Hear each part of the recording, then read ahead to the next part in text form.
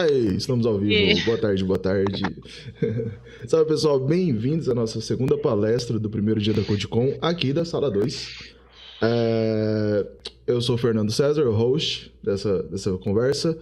E a ideia assim primeiro a Amy vai entrar, vai falar um monte de coisa. Um monte de coisa muito legal. Vocês mandem as perguntas no chat aqui, mandem as perguntas também no Getter, a gente vai cuidar.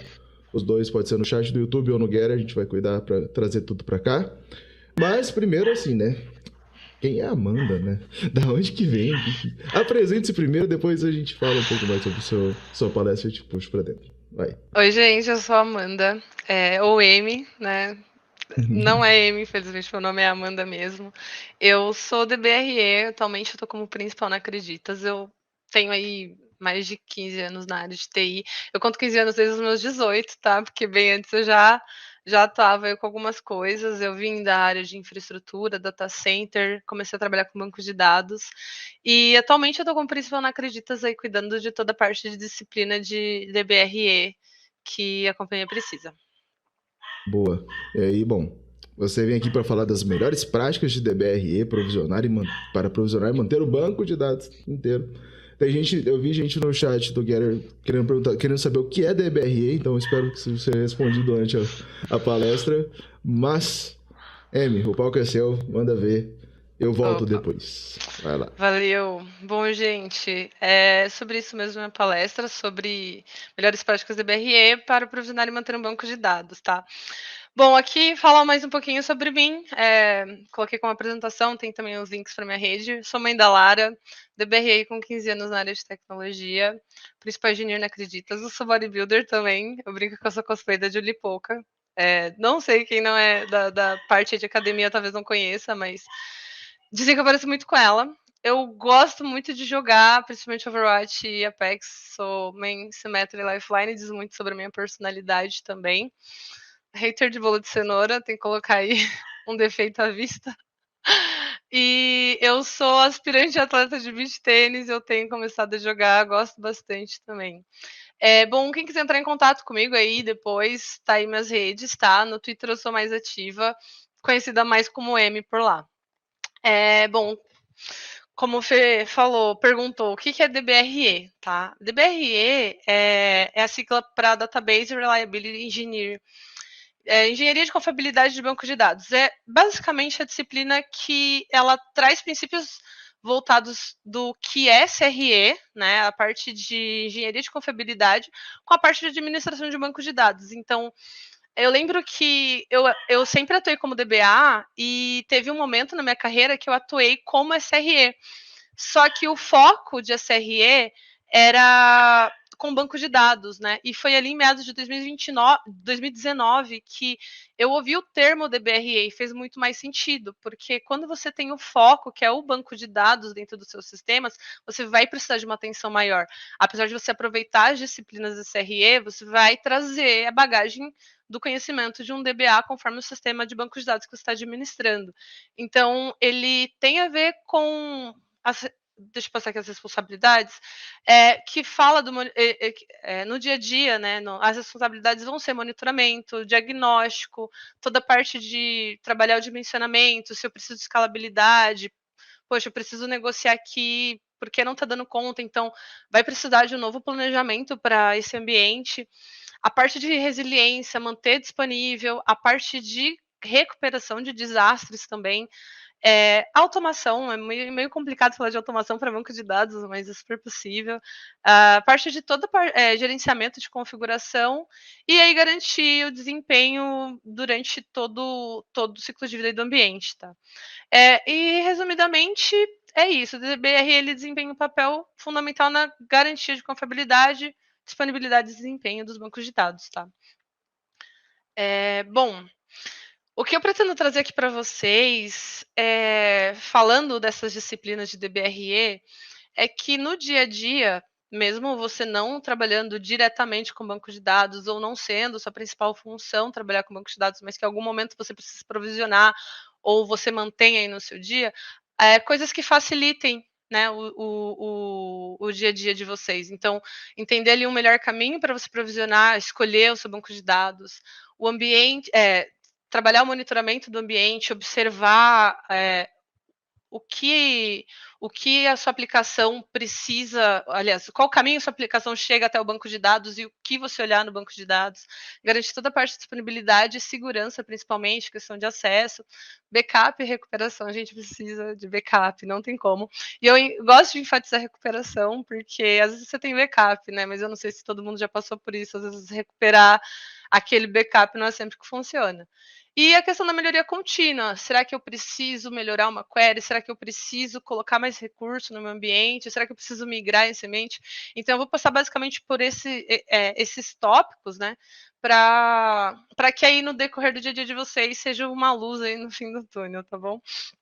Bom, começando aqui, provisionando banco de dados, é a que eu mais gente, não tem como, é o que eu mais escuto. Qual que é o melhor banco de dados?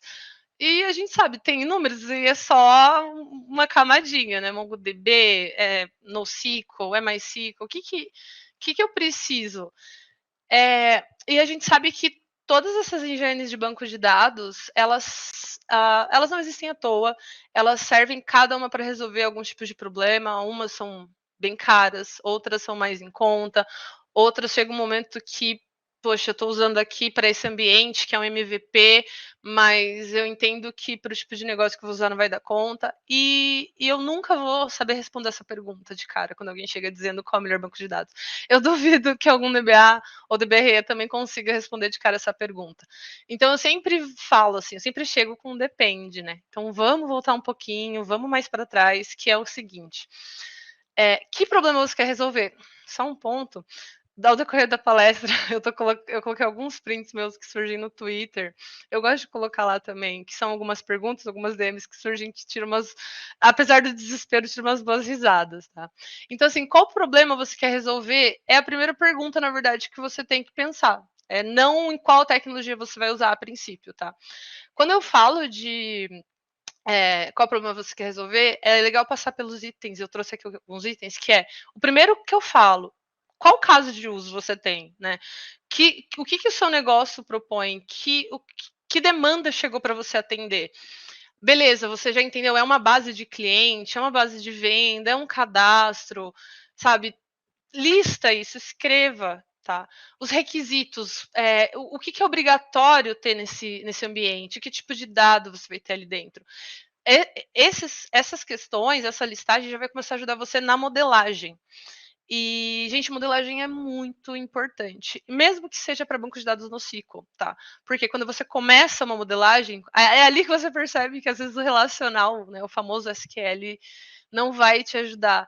Mas ainda assim, você vai ter um direcionamento de que não é a direção perfeita para você, já é um indicativo de que você poderia ir para um NoSQL, né? Você vai entender se o que você precisa é de atomicidade, de consistência, durabilidade ou o tão falado para NoSQL, o Base, né? Que é quando a gente fala de consistência eventual, que poxa, eu posso ler, eu não preciso ter consistência ali no momento que eu vou ler, porém eu preciso de de outras formas de solução. Então, conforme você vai se questionando, você vai questionando a equipe, questionando quem propôs a solicitação, você vai começar a ter um norte de que tipo de ambiente você vai começar a pensar em provisionar. É relacional, não relacional? Começa a listar esses ambientes, tá? As tecnologias, no caso. E ainda, diante dos casos de uso, até porque a gente falou ali um pouquinho mais acima da modelagem, já é propício para você começar a criar índices ou sort keys, tá? Para ambientes colunares, por exemplo.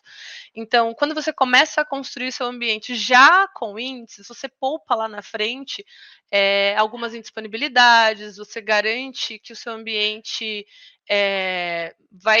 vai ter mais tempo de vida com queries mais rápidas, tá? Desde o início, você criar esses índices pode ser uma boa ideia. Existe alguns momentos que não é indicado você ter um índice ali numa tabela, mas assim, para tudo dá para procurar, para perguntar, dá para ir atrás, tá? Tipagem de dados e payload. Eu gosto muito de trazer essa parte da conversa, porque hoje em dia a gente está falando de data-driven, né? A gente está falando de empresas que são movidas, tomadas decisões através dos dados. Então, ali no momento de ingestão, que esse dado vai entrar, dificilmente hoje em dia esse dado vai ficar ali no transacional, ele vai ser usado. Então, às vezes você tem mais de uma área dentro da empresa, mais de um banco de dados dentro da empresa, e você imagina que você traz naquela base de dados um campo que vai pegar o nome de um cliente e o outro um nome de um fornecedor. E tá lá, um usa name e o outro usa nome, sabe? Quando isso chega lá no final, que isso vai, por exemplo, para um data lake, eu coloquei ali até a questão da taxonomia, o que beleza, a gente sabe que ali indicativo é nome, mas é nome de quem? Então, o catálogo de dados vai falar, esse aqui, dessa base, o name é o nome de cliente, esse aqui, o nome, tá, em português, é nome de fornecedor.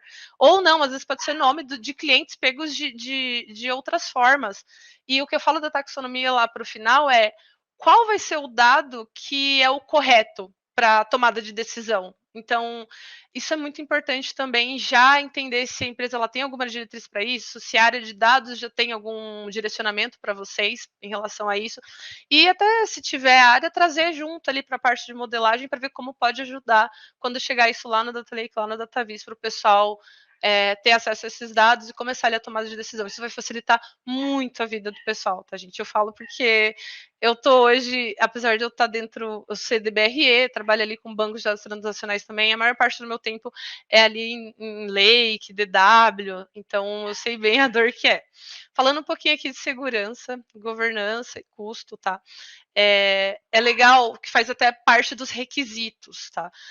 Se você quando você está pensando em construir uma base de dados, quando chega a solicitação para você, a gente imagina que automaticamente o dono daquele dado não é de fato a área que está criando aquele banco de dados. Às vezes pode ser a área de vendas, que foi a necessidade que você atendeu deles, né? E o acesso ao dado é importante você ter um nome de quem é o dono daquele dado, quem que vai poder ver aquele dado, quem que vai acessar aquele banco de dados. A parte do acesso ao dado também coloco acesso ao banco de dados mesmo. Tipo, às vezes você desenvolveu um sistema e esse sistema, poxa, ninguém percebeu ali por um tempo, gerou um bug que estava duplicando esses dados dentro do banco de dados. Você consegue corrigir, sei lá, em uma sprint essa questão, porém, para você criar uma feature que limpe esses dados duplicados, isso pode ser muito custoso. Então, seria muito mais rápido você ir lá direto, conectar na base e rodar uma query fazendo o delete aí desses dados. Então, como que a auditoria atua nesses casos? Né? É bom vocês já terem também isso direcionado. A auditoria vai a parte de governança, a parte de auditoria vai estar junto ali na hora que fizer isso, deletar um dado de um ambiente, muitas vezes pode ser tranquilo, mas quando a gente fala dados governamentais, né, a gente fala de ambiente financeiro, não é de qualquer jeito que pode ser feito, né? Qualquer pessoa que pode acessar. Às vezes você constrói o sistema, você sabe o banco de dados, mas não é você que vai acessar para fazer isso, tá? Então é bom você também já ter em mente esse processo. A parte de retenção diz muito sobre por quanto tempo eu tenho que ter aquele dado no transacional. E outra, e se eu não estiver no transacional, eu preciso garantir ele em outro lugar, é uma base que, por meio de auditoria, eu preciso retê-la por 5 anos, porque tem dado de compra de cliente, sabe? Então, questiona o dono desse dado sobre essas necessidades, porque gente, isso, isso dá muito problema quando a gente fala de auditoria, se você não ter o dado no tempo certo, tá? E outra, às vezes não é um dado que você precisa manter por mais de um mês, automaticamente você já pode construir na sua aplicação uma forma de expurgo desse dado, é o que a gente fala do ciclo de vida de dados também. Você vai economizar recurso, quando aquele dado vai ser descartado, o backup daquele dado vai ser descartado, quando ele for lá para o Data Lake, ele vai ficar lá para sempre ou não? Depois de um tempo, se ninguém acessar aquela tabela, também vai ser deletado. Então, é importante mapear o ciclo de vida também desses dados. Então, quando a gente passa por todos esses itens, gente, vocês vão ter assim uma clareza tão grande que vai poupar vocês de tanto problema lá na frente. E aí sim, agora sim, a gente está falando sobre provisionar de fato o banco de dados, né? Sobre escolha da tecnologia, sobre escolha do ambiente, tá? Bom. Aqui, começando pela escolha da plataforma. Eu gosto de falar um pouquinho sobre cloud, bancos de dados gerenciados ou on-premise, por quê? Às vezes você não tem escolha, né? Você entrou numa companhia que só trabalha com banco de dados gerenciado. Então é aquilo que você tem que entregar. Às vezes, banco de dados gerenciado, Postgres, tem que ser ali. Ou on-premise, putz, a gente tem um mini data center e a gente vai ter que entregar um servidor e instalar esse banco de dados. Então, assim, entenda que ambiente que é e entenda os requisitos que você precisa atender diante desses dois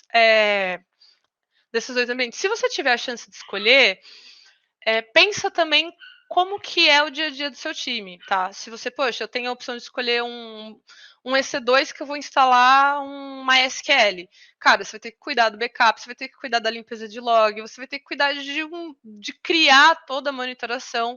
Poxa, eu vou já logo para o banco de dados gerenciado, que é aqueles RDS, o Atlas. Então, você só basicamente escolhe o tamanho que você quer do seu banco de dados e conecta a sua aplicação. Backup, você não precisa se preocupar, acho que tem umas formas de definir, mas são bem simples a definição de janela, né? Então, é bem menos trabalho para o seu time, você não precisa se especializar nesses detalhes, se preocupar com esses detalhes. No caso do on-prime, se você precisa escolher ou, poxa, você identificou, Amanda, não tem jeito, é dado governamental aqui, é dado financeiro, precisa estar dentro de um data center. Saiba assim, vocês vão ter muito trabalho, porém, ao mesmo tempo, vocês vão ter bastante liberdade, tá? A liberdade que eu falo é modificação de parâmetro. Existem muitas features dessas tecnologias de bancos de dados que no ambiente gerenciado ele não proporciona. Quando então, por exemplo, existe formas de banco de dados gerenciado que não proporcionam uma réplica no formato que você pode construir em on-premise. Então, às vezes, a escolha do on-premise vai ser melhor para você. Tá? Bom, escolha da tecnologia. Voltando ao tema, qual que é o melhor banco de dados? Cara, vocês vão ver que, passando por todos aqueles itens anteriores, vocês vão ter resposta na cara de vocês, assim, de, poxa, é um NoSQL. Pô, qual que é o NoSQL que o pessoal mais está usando e que mais tem resolvido o problema? Pode ser o MongoDB, pode ser o Cassandra. Opa, não é a mesma coisa, não é para a mesma situação. Tem parte do Cassandra que exige licenciamento que é muito mais caro. Então, assim, vocês vão começar a passar por esses pontos e vão saber escolher melhor. Tem um grande DBA que eu admiro muito, o nome dele é o Portilho.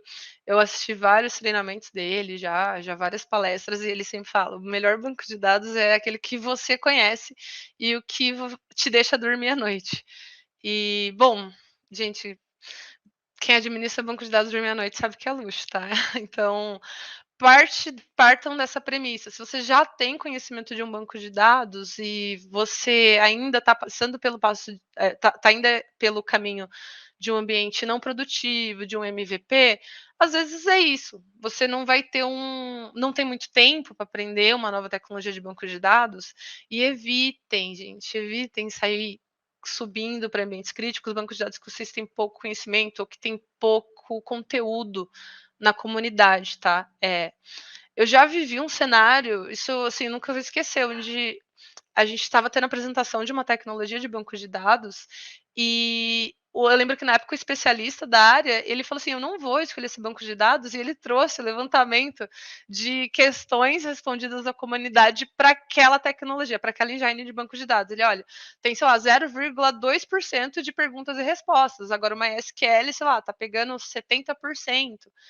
E é isso, principalmente quando a gente vai trabalhar com banco de dados, sistema de bancos de dados que a gente não tem suporte. A gente vai depender da comunidade para resolver alguns problemas, tá? E features e parâmetros se você vai subir aquele banco de dados, entenda o que ele tem que pode te ajudar. A gente fala muito assim, poxa, mas hoje ninguém mais usa Procedure, que é o que, por exemplo, o SQL Server proporciona bastante.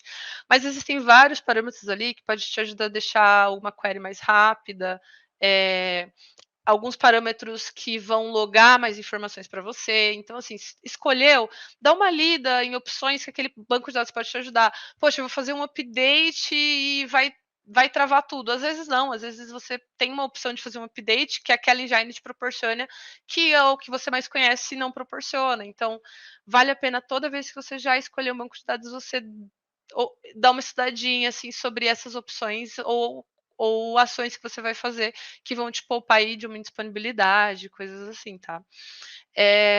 Bom, planejando a capacidade de requisitos, basicamente vai ser trazer para cá o que trazer para o banco de dados, né? O que parte daquelas perguntas que você respondeu, trazer para a produção, quero dizer. Então, ou para a configuração. Então, poxa, você não sabe quanto de disco precisa colocar para aquele banco de dados, quantos usuários, qual tipo de máquina você vai colocar, sei lá, qual o tamanho desse servidor, quanto de CPU. E quando a gente começa a levantar, poxa, você tem ideia de quantidade de usuários que vão acessar? Qual o volume de requisições que vai bater? Poxa, esse sistema vai ser para vendas, então ele vai ficar ativo mais no horário comercial. Então, isso vai dar em média. Você tem aí para 3 meses uma previsão de quanto de dado ele vai armazenar? Então, isso você já se adianta até provisionando um pouquinho mais de recurso por um certo tempo, caso você tenha já essas perguntas respondidas. Às vezes não tem como responder, e acontece, mas se tiver, meio caminho andado, tá? E principalmente o ponto aqui de segurança, rede VPC e política de acesso mínimo. Eu falo rede VPC, é importante que o ambiente de banco de dados ele esteja em um ambiente privado, comunicando com o ambiente de aplicação, tá? E só eles tenham acesso, assim, o ambiente da aplicação consiga acessar e só. Não que a sua máquina consiga acessar o banco de dados, isso não é o ideal. Qualquer ferramenta dentro da companhia consiga acessar, também não é ideal. É legal que as pessoas administradoras, caso precise acessar aquele banco de dados, através de um sistema que seja monitorado, que tenha ali uma forma de você identificar esse acesso, consigam acessar diretamente os bancos de dados, seja para resolver um problema. Eu faço muito isso, eu acesso muito banco de dados diretamente. Então, é importante ser monitorado, tá? Principalmente quando a gente fala de ambientes onde tem dados de clientes, tá? Dados sensíveis. Inclusive, se vocês já conseguirem deixar configurado logs, direcionar esses logs para um local, isso vai poupar vocês de sair correndo com atendimento de necessidade de auditoria que chega da noite para o dia, tá? E a política de acesso mínimo é a mesma coisa. Já aconteceu muitas vezes de eu acessar um banco de dados e ter lá nome de usuário de pessoa, usuário nominal de gente que nem trabalha mais na companhia. Então, a política de acesso mínimo é só acesso a quem precisa. Preferencialmente, usuário nominal não deveria ter. Talvez um usuário de equipe que seja monitorado. E também garantir que esses acessos sejam revisados. Poxa, acessou uma vez que não seja a aplicação, já desabilita? Que processo? É uma automação que eu posso construir? Por isso que eu falei, automação para bancos de dados é possível, tá? Tem que tomar cuidado, mas é super possível. Agora falando um pouquinho de monitoramento e observabilidade, eu gosto dessa tela que é um pouco desesperador de olhar assim, traz gatilhos, tá? Monitoramento e observabilidade. Quando a gente fala disso, ele vem também diretamente das disciplinas de SRE, tá? A questão do monitoramento, elas são métricas já definidas. O comum que a gente está acostumado, CPU, escrita em disco, tamanho de disco, consumo de memória, rede, quantidade de conexões, né? Tempo de execução de query, atividade de banco de dados. Quando a gente fala em monitoramento, isso, gente, desde quando eu trabalho com TI, monitoramento existe. Só que é identificado ali que às vezes você bater 100% de CPU não é um problema. Quer dizer que você está usando o seu recurso, tá? Você não está deixando o recurso ocioso. O storage, poxa, às vezes ele está lá alarmando 90%, mas eu ainda tenho mais de 1 tera livre e eu não tenho previsão de usar todo esse tera em até 1 ano, enfim. Então, o monitoramento em si, ele é um termômetro, tá? Mas não necessariamente é um incidente. Eu lembro que, fazendo plantão, por muitos anos, eu era acionada por CPU 100%, onde eu só acordava, olhava para o cara do banco de dados e falava, beleza, ele tá usando a CPU que ele tem, e eu não posso fazer nada até terminar, e acabou.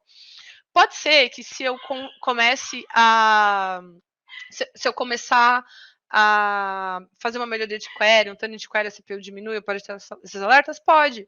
Mas também é importante lembrar que CPU em 100% às vezes não é um problema, tá? Às vezes a parte de quantidade de conexões são métricas que você vai começar a definir diretamente para o seu ambiente. Às vezes, o que você tem de CPU, o que você tem de memória e o que você tem de requisição para aquele ambiente, 10 conexões é o limite. Às vezes, 1000 conexões é o limite. Como que você vai trabalhar esses números? Conhecendo o seu ambiente, tá? E até o mínimo. Às vezes, eu tenho que garantir que 5 conexões estejam naquele ambiente. Se eu tiver 2, opa, é um problema. Pode ser que congelou alguma coisa parou de funcionar e não está batendo no banco de dados. Então, entende? Essas pré-definidas são bem importantes, mas você começar a trabalhar a observabilidade, que é o quê? Você se basear nos padrões do sistema que você controla, que você administra.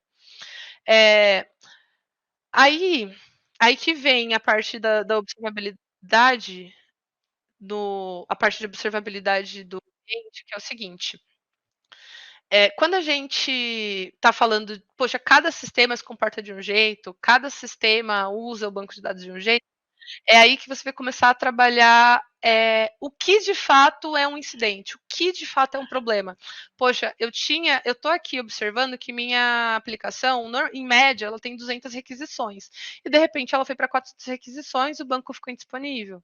O que aconteceu? Como que eu traço esse problema até chegar no banco de dados? Será que o gargalo foi o banco de dados? Então, a observabilidade vai trabalhar junto. Quando a gente fala muito de ORM, né, eu percebo que existe muito isso. Eu falo, gente, beleza, o banco de dados ficou lento, o banco de dados pode ter gerado um lock, mas a sessão que causou isso é essa aqui. Me dá, qual é a query que você está falando? Aí começa, query? Qual que é a query, gente? Então, normalmente não é uma pessoa que constrói query, não tem muito detalhe da query, e é importante você saber o que roda no seu banco de dados, tá? E você pensar em observabilidade é você saber rastrear até o banco de dados, ou o contrário, o que está acontecendo, quanto tempo demora aquela requisição, será que ela está demorando mais tempo quando ela está batendo no banco de dados, ou a comunicação dela? Então, construir esse ambiente onde você conseguir enxergar esses pontos de gargalo é importante, tá? Bom, aí você construiu tudo isso, o que é importante você acionar, o que é importante gerar um alerta, gerar um incidente, o que pode só gerar uma notificação para você olhar com mais tempo. Isso você também precisa trabalhar essa definição, porque desde antes de surgir SRE, por eu trabalhar com infraestrutura, eu faço plantão, tá? Então, gente, é horrível você acordar por qualquer coisa. Às vezes nem é um incidente. Às vezes tá lá dando problema há 3 dias e alguém notou e te acordou. Então é importante definir certinho o que vai tirar a pessoa da cama, o que vai precisar da atenção de mais de uma pessoa fora do horário, como que vai ser esse acionamento, se vai ter uma rotatividade. Às vezes é só você que administra esse ambiente. Então, poxa, começou que a query ficou lenta, demorou para responder para o microserviço começou a cair, gerou uma indisponibilidade. A indisponibilidade do microserviço vai te acordar, ou o tempo de execução da query que vai te acordar, entende? Então, tracem bem o que vão acordar você, o que vai acordar você, e garantir que o ambiente fique disponível.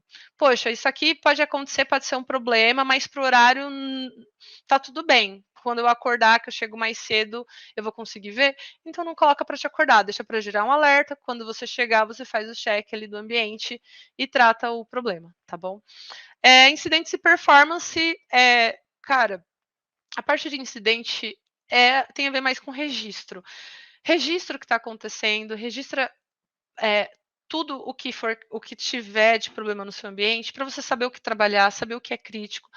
Isso vai te dar um direcionamento do que fazer. Poxa, todo dia eu estou tendo um incidente relacionado a essa query. Já é um ponto de atenção, tá? Ou várias equipes reclamam de várias coisas, vai ser ali um termômetro para você saber o que pode ou não priorizar. E performance, você garantir que o seu ambiente vai ficar de pé, garantir que ele vai entregar o que precisa, com base no que a monitoria está te mostrando. Você está vendo que aos poucos está subindo o gráfico de consumo de disco, o gráfico de CPU, já fique em alerta, você já sabe que algo deve ser feito. E eu gosto de colocar também, começar de fato a falar do tema de automação. Para banco de dados, gente, eu lembro até hoje, assim, quando o meu chefe, quando eu trabalhei no Itaú, ele falou assim: pô, mas a gente precisa pensar também em automação para banco de dados. Meu coração quase pulou pela boca. Eu falei, meu Deus, como assim automação para banco de dados? Não faz sentido. E essa parte da automação de banco de dados, ela é, assim, cara, é um mundo muito bacana que a gente consegue explorar, porque ela não necessariamente está ligada ao acesso ao banco de dados, mas você pode, às vezes, criar uma automação de criação de usuário, de provisionar um banco de dados, tá? A gente tem aqui a automação que provisiona banco de dados, automação que faz limpeza de arquivo de backup. Então, ambiente de dev, eu também já criei automação que baixa o banco de dados num horário fora do horário comercial e sobe depois do horário comercial em relação a custos. Isso começou a gerar uma economia para a gente, tá? Para baixar e subir banco de dados. Tinha a ver com réplicas, né? Então tinha a ordem de subir o serviço. Então eu criei uma automação para fazer isso. E assim, tem como explorar muita coisa e também para a parte de incidente, tá? Às vezes você tem lá um serviço que tá de banco de dados que, poxa, acaba ficando down, acaba caindo por recurso ali do ambiente de teste. Você não precisa acordar à noite, acordar mais cedo e subir. Deixa uma automação que detecta isso e sobe para você. Faz a limpeza de log para não ficar enchendo o seu disco. Entenda onde você pode usar essas automações, tá? É super possível e ajuda muito. A parte que me toca aqui, gente. Backup e restore. Essa imagem é minha capa do Twitter, eu gosto muito dela. Bom, tem backup? Eu sempre escutei tanto isso, eu já trabalhei numa área de backup e restore mesmo. E eu escutava muito, olha, tem backup disso daqui? E por mais que, gente, parece que é brincadeira, a gente brinca muito. Fiz update RewR, volta restore, não tem backup. E realmente, as coisas normalmente não tem backup. Por que a gente fala que não tem o backup? Às vezes você tem uma cópia de backup, só que aquela cópia não é válida, tá? Por quê? Às vezes ela não roda no tempo de execução que você precisa. Então, defina para o seu ambiente as políticas de backup. O que isso traz? Poxa, eu preciso fazer um backup diário. Eu faço um backup todo dia às 8 da noite. E se eu perder um ambiente às 7? Eu vou ter quase que o dia inteiro de dado indo embora. Entendeu? Nossa, acho que foi o maior cenário que eu já peguei na minha vida de problema de backup, é isso. Então, assim, eu preciso ter um backup cada 2 horas? É um backup full? Eu vou ter que fazer o backup um full diário e um full do log. Beleza, então todo dia eu conseguiria fazer um restore pontual, tá? O log é o que guarda transações do banco de dados, quando eu falo log. Então você faz o backup full, que foi meio-dia, e os log até 4 da tarde você consegue voltar. Poxa, eu preciso daquele banco até as 4 da tarde. Então entenda como a engine de banco de dados que você escolheu trabalha para você conseguir definir essas políticas de backup. E também onde você vai guardar esse backup? Um pouquinho ainda sobre a política de backup. Gente, o backup no disco que está o banco de dados não é um backup, é uma cópia. Se aquele disco cracha, vai embora o seu banco de dados e o seu backup. Então, trata de jogar ele para um outro ambiente de rede. Dependendo da criticidade, um outro continente, tá? Acontece de você precisar disso disponível em outro lugar. E onde que vai estar esse backup se você precisar trazer? Eu vou precisar, às vezes é um snapshot que eu tenho, pode ser que salve um pouquinho aí a sua vida, tá? Um snapshot, mas não é o ideal de um backup, porque o snapshot ele é uma imagem completa daquele disco que tá o ambiente, daquele momento, né? Ele não é do dado em si. Talvez você perca a, fugiu a palavra. Quando você tem um snapshot, você tem o dado só até aquele momento. E às vezes é exatamente aquele momento que você tem que causou o problema. Então você pode dar continuidade, quando você faz restore, pode dar continuidade no problema se você nunca resolveu o caso. Então tem um backup válido, garanta que seu backup seja válido. E onde que ele vai estar? Ele vai estar num S3, ele vai estar na nuvem, ele vai estar numa máquina do lado. Saiba onde ele está, né? E a retenção é por quanto tempo ele fica disponível. Quando eu falei sobre casos de auditoria ali um pouquinho atrás, eu comentei sobre esse caso de auditoria porque eu trabalhei bastante com ambiente financeiro, questão de dados de clientes e a maioria dos backups precisam ser 5 anos, tá? Por questão de regras de auditoria, enfim.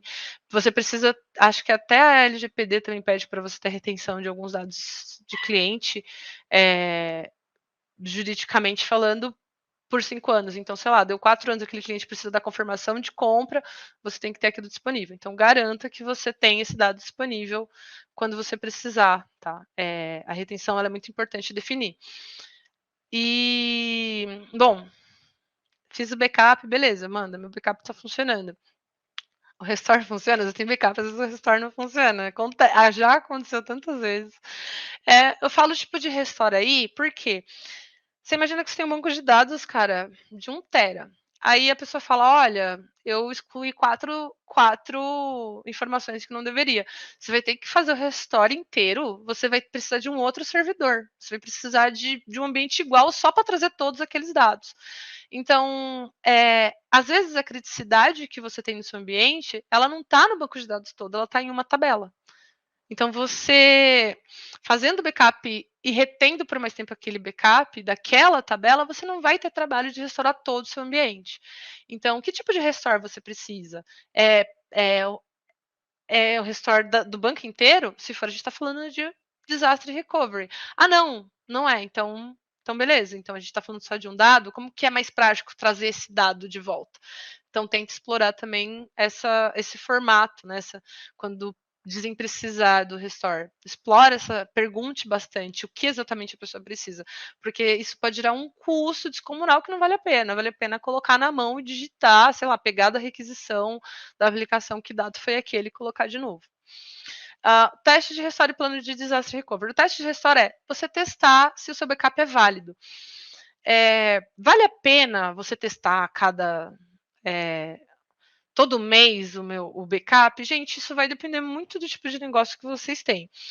Eu já trabalhei num lugar onde tinha um cliente que ele tinha todo mês teste de restore de alguns bancos de dados dele. E é um ambiente muito grande. E esse teste de restore, ele virava um plano de disaster recovery, porque ele tinha assim, beleza, o cara lá da aplicação vai fazer o restore da aplicação, o cara da parte de DNS vai fazer a virada do DNS, aí o cara de banco vai fazer o banco, ele juntava tudo isso num plano. E o disaster recovery é isso, ele não é só o restore do banco de dados, é tudo. Poxa, morreu aqui todo esse ambiente dessa região, como que eu faço para disponibilizar o meu ambiente em outra região? O DNS vai estar ok? Todo mundo vai ter acesso? Eu preciso restaurar todos os sistemas ou são só alguns? O que eu preciso para manter o meu ambiente disponível de novo? Em quanto tempo ele vai estar disponível? Deixe isso prático, faça esse teste, tá? Porque quando o desastre acontece, gente, você pode estar na cloud, você pode estar no maior provedor de cloud, pode acontecer. Recentemente, inclusive, aconteceu, né? O ambiente ficou indisponível, enfim. E o ponto é, o que você vai fazer? Você vai ficar indisponível? Às vezes você não pode. Então, fecha esse plano, tá? Envolve aplicação, envolve rede, envolve DNS, envolve tudo. Mas faça esse plano. E ciclo de vida de dado. É o que eu comentei lá no comecinho, voltando, replicação. Aliás, falando um pouquinho de replicação. Tem a ver um pouquinho com disaster recovery, mas eu também falo da replicação do dado lá do transacional. Eu tenho esse dado chegando no transacional e esse dado, o pessoal precisa dele lá naquele data lake. Então, pum, ele está sendo replicado para lá. De que forma? Você saber por onde esse dado passa é onde você já consegue. Você vai trazer do mapeamento de onde você trouxe sobre o acesso ao dado, quem que pode acessar aquele dado? Isso também vai ter a ver com a replicação. Se alguém chega assim, olha, eu preciso desse dado nesse data lake, você fala, não é comigo, é com o dono do dado. Ou se for você o dono do dado, você vai definir, tá, mas para que você precisa desse dado, tá? Então, beleza, eu te dou o acesso e esse dado vai ser replicado.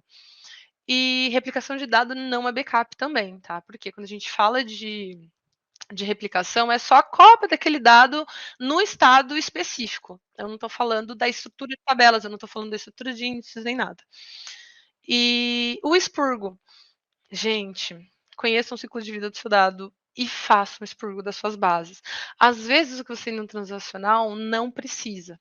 Quando você faz o expurgo do dado, você configura na sua aplicação que, poxa, a partir da data tal eu posso deletar, você vai ter um ambiente mais rápido, você vai economizar gasto em ter que ficar fazendo resize de ambiente. Nossa, vai poupar você de muita coisa. Então, sempre que possível, configura o expurgo do dado, tá? Sempre que possível. Ah, mas Amanda, eu preciso manter 5 anos, então você tem que manter 5 anos na base transacional? Não. Às vezes você joga o backup para um lugar, você mostra, olha, se eu precisar do acesso a esse dado, gente, eu vou demorar 2 horas para fazer o restore, porque eu já fiz o teste. Tudo bem eu escolher da base transacional? Porque o backup, se eu armazenar, vai ser muito mais barato. Cara, a galera vai comprar esse discurso, vai ser super prático. Vai valer muito a pena. Bom, a gente falando agora de migração e melhoria contínua, tá? Por quê? Você já entendeu que você começou a subir o seu ambiente, já tem definido ali backup, rotinas, né? E agora, beleza, meu ambiente está andando, mas começou a dar uns problemas, não foi como eu planejei. O que eu tenho que fazer? Eu preciso migrar já? Não, já vou tirar ele daqui e já jogar num Oracle Exadata de $1 milhão por mês e calma, que tem muita coisa que pode ser feita, tá? Primeiro, assim, a ideia de migrar realmente precisa? Por que você quer migrar, né?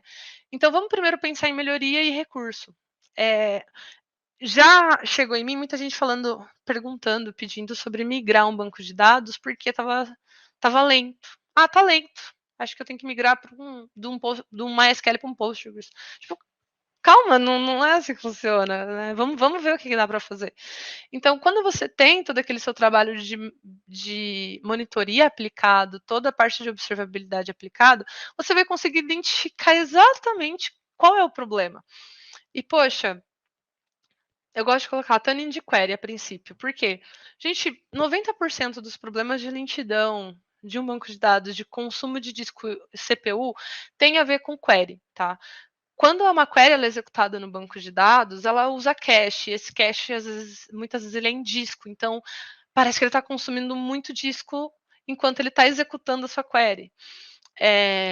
CPU, então, nem se fale. Memória, quando uma query demora, né?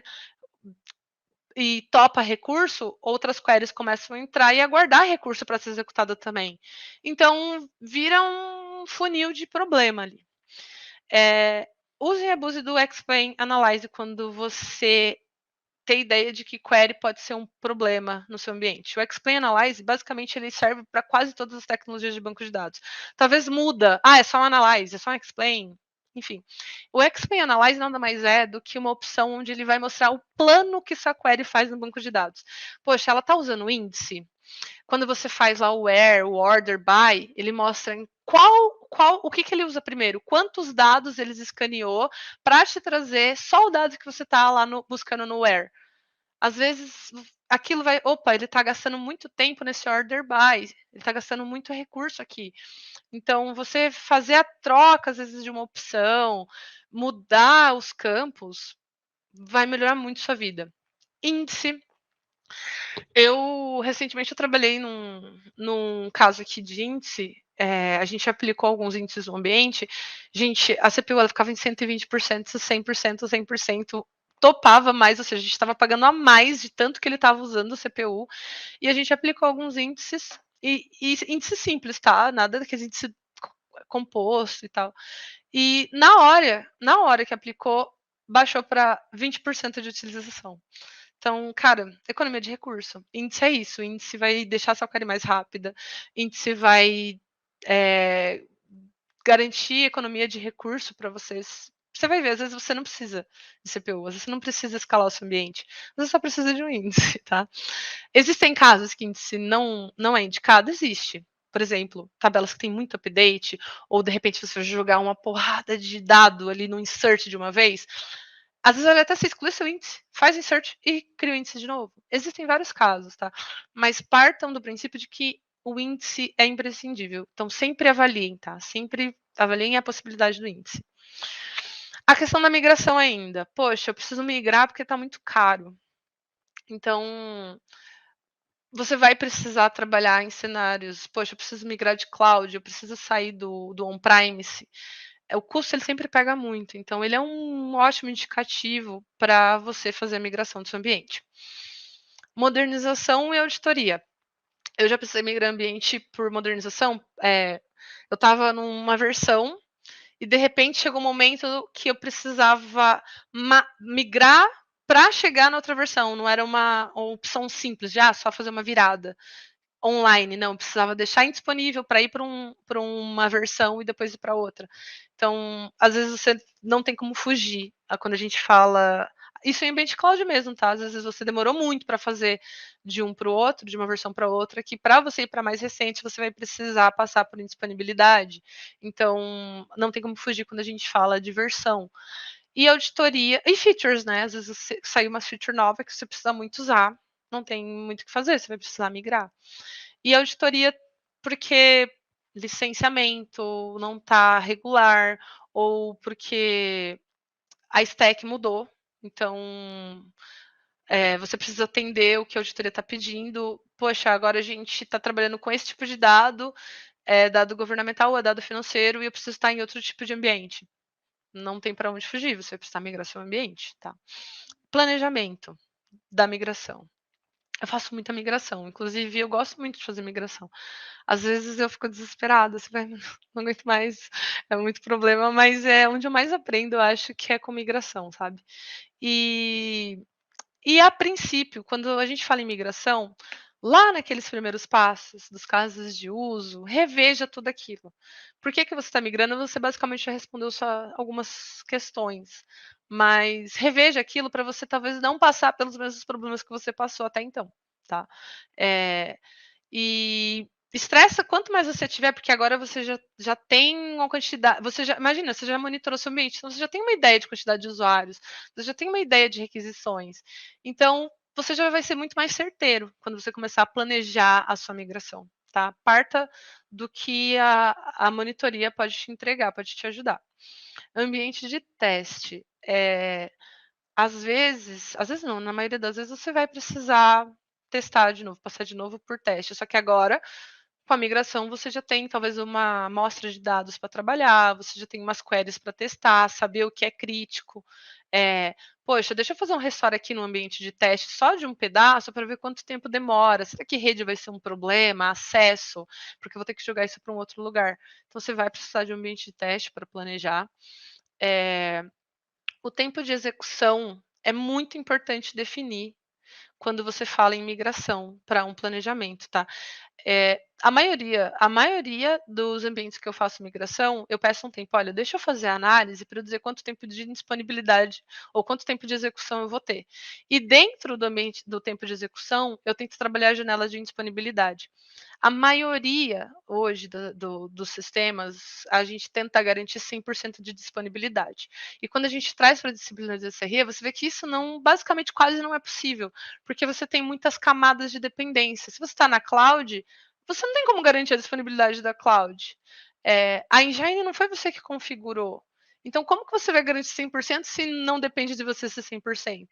Então, tenta entender o melhor momento de executar, quanto tempo de disponibilidade é válido, porque você já sabe, opa, eu preciso fazer um rollback, eu preciso voltar, porque esse tempo de disponibilidade está chegando ao fim. Não era o que eu previa. Às vezes você não previa trabalhar com disponibilidade, mas sempre conte com uma janela de disponibilidade justamente para justificar esses pontos que não foram mapeados, esses pontos que vocês não estão acostumados, esses pontos que ninguém sabia, a gente não imaginou.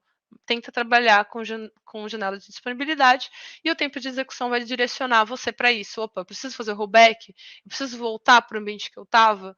Ou não, eu posso seguir a partir daqui? Tá, isso é muito importante. E principalmente mesmo a validação da aplicação. Gente, às vezes você pode ter um ambiente, foi super sucesso a migração, foi um sucesso, deu tudo certo. Só que por alguma razão que você não sabe qual, existe uma dependência amarrada a um ambiente anterior que você não levantou. E ninguém levantou a mão para falar dessa dependência. Então, antes de executar, garanta que que toda aplicação ela chegue com as validações para você. Olha, uma coisa que eu peço muito, eu falo, ó, eu vou fazer aqui esses testes, eu vou disponibilizar nesse ambiente de teste, então eu preciso que você pegue na mão a query que você executa e rode lá. Ah, ele só faz uma consulta do nome do usuário.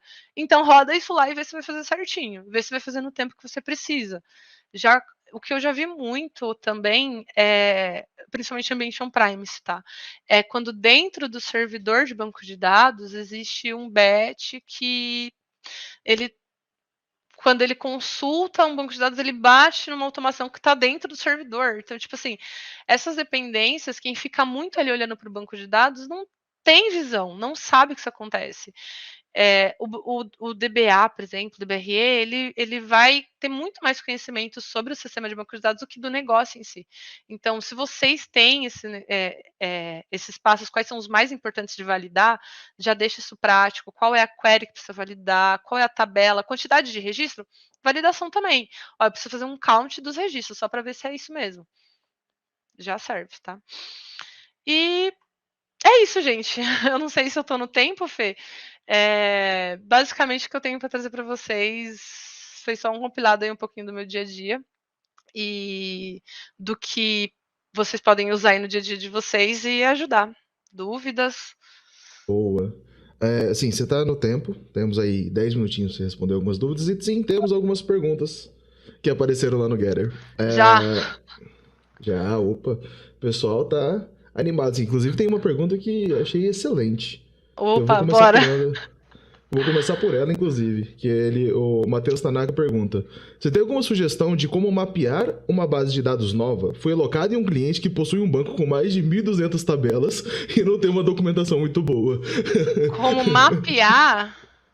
É um banco de dados grande, no caso, novo. Ele de repente chegou lá essa. Gente. Chegou no cliente e é isso. Isso acontece muito e não tem como fugir do básico, tá? Poxa, quando normalmente as suas bases chegam, eu não sei, normalmente deve ter alguém com o mínimo de contexto possível, essa pessoa que vai te ajudar.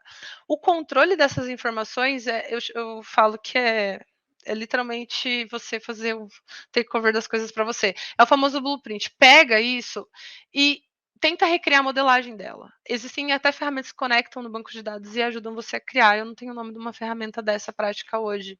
Mas às vezes uma cópia, por exemplo, quando a gente fala do MySQL, enfim, você consegue fazer um dump, uma cópia desse banco de dados sem o dado.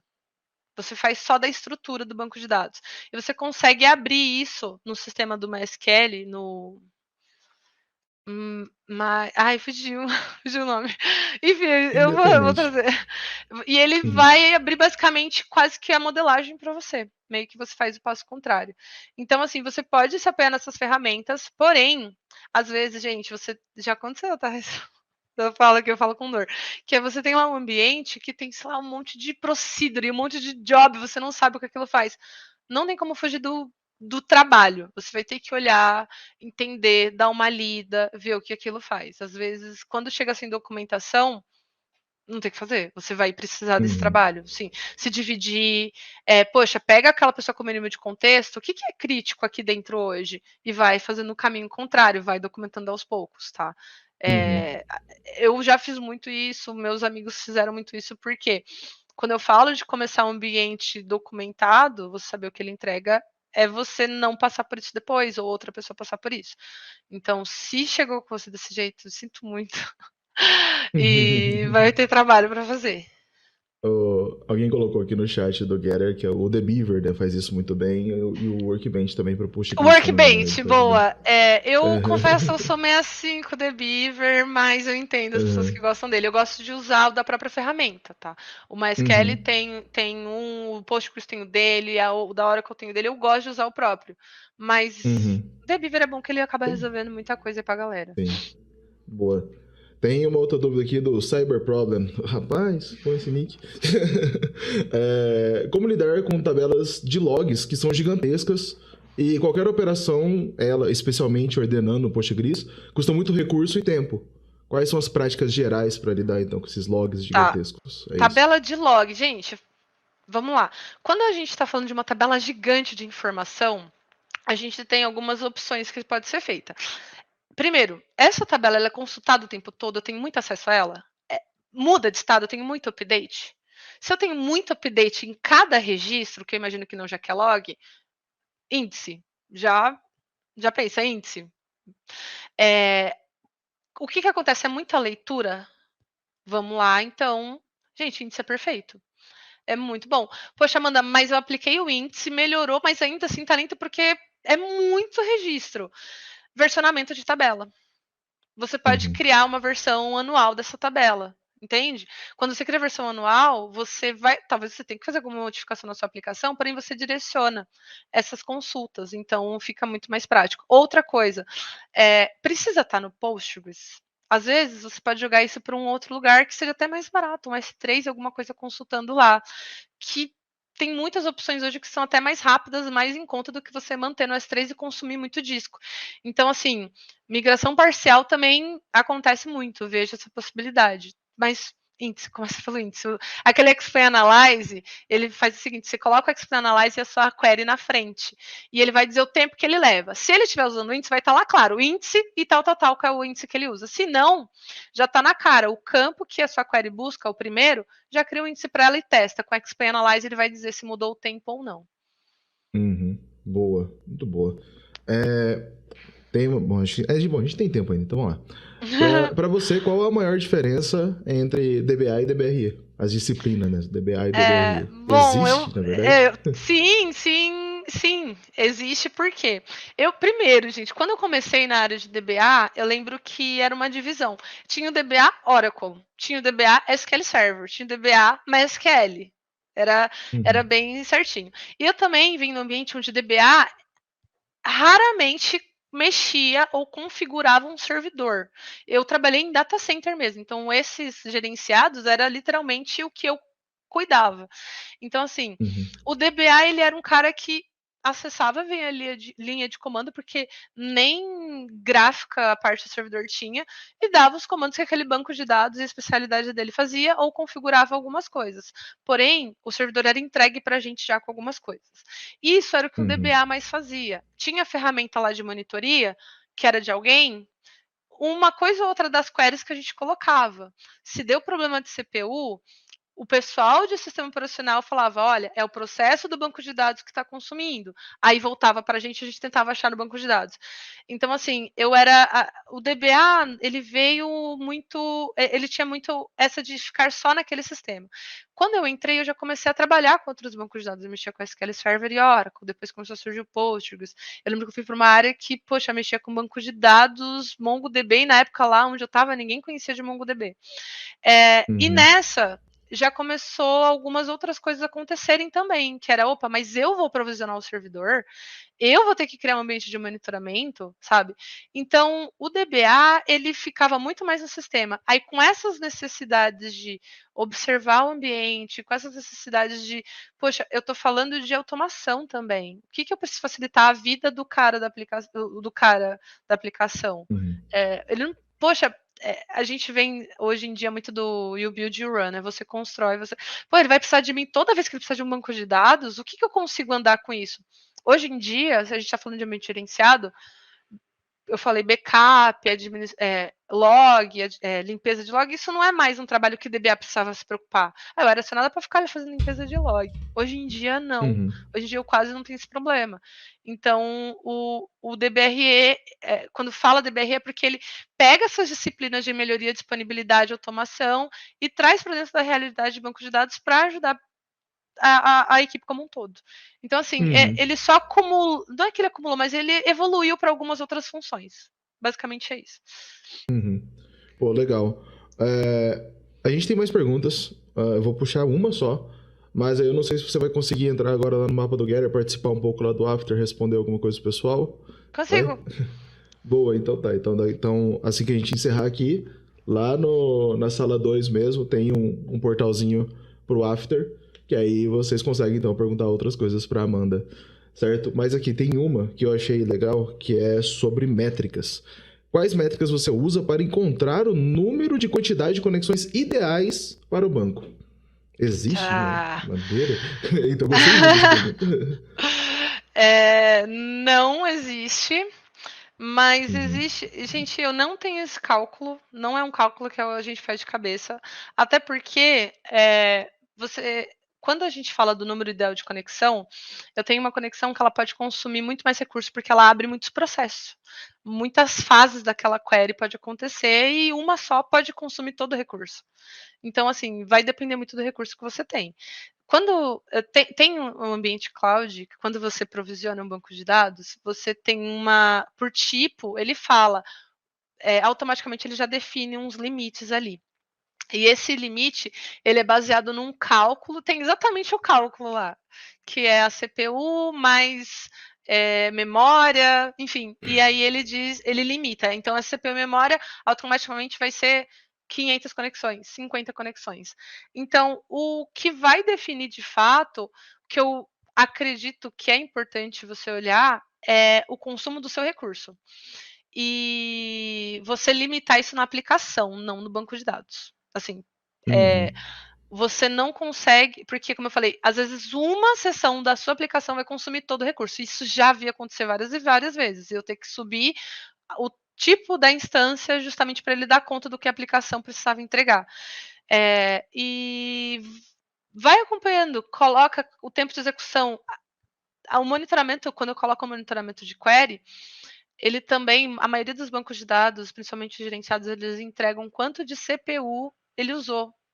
Então, isso já dá, Uhum. opa, se eu tenho uma query que está usando 60% de CPU, em uma sessão que eu abri, opa, eu não posso ter duas iguais, Uhum. entendeu? Uhum. É monitoria. Boa. É isso. Então, Excelentes monitora suas dicas. queries. Excelente.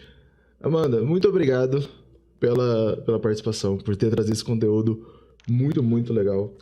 Ai, Por ter gente, topado também o desafio, né? Que no fim das contas talvez foi eu que tenha botado você na fogueira. não, foi. Eu não, eu falo, uma pessoa não sou de palestra, eu gosto muito das comunidades, mas normalmente estou sempre no backstage, nunca aqui de cara.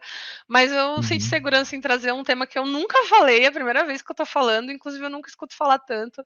E fica aí também, até para quem tem mais interesse, né, gente? A área de TI não é só programação, bancos de dados, DBRE, enfim, é isso. E tô por aí, meus contatos ficaram aí, eu vou ficar ali no after um pouquinho, qualquer coisa a gente se fala por lá. Obrigada pelo convite, Boa. Fê. Obrigada a todos aí também, gente. É isso. Olha, pessoal, obrigado. E a gente volta, acho que às 17, com mais uma rodada de palestras e painéis. Certo? Tchau. Valeu, valeu.